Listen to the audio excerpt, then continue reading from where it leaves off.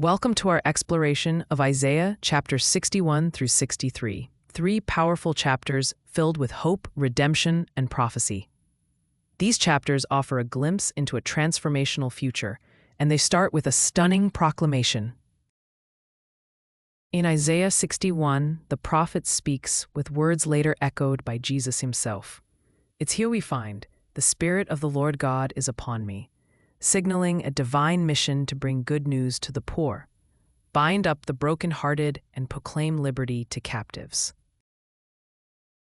Chapter 61 reveals the beauty of transformation, promising a new garment of praise for a spirit of heaviness, turning ashes into beauty. Key verses like Isaiah 61:3 make this transformation vivid, declaring a divine promise of joy and dignity. As we move into chapter 62, the focus shifts to the assurance of Jerusalem's future glory. The text emphasizes Israel's new identity, no longer forsaken but favored. The city is described as a crown of beauty in the hand of the Lord. It's a powerful reminder that restoration and redemption are central themes in God's plan. Isaiah 62:4 is pivotal, where Jerusalem is no longer called desolate, but Hephzibah, meaning my delight is in her. It's an assurance of God's unwavering love and promise. Chapter 63 takes a sobering yet hopeful turn, illustrating God's vengeance against nations opposing him, followed by his mercy and love for his people.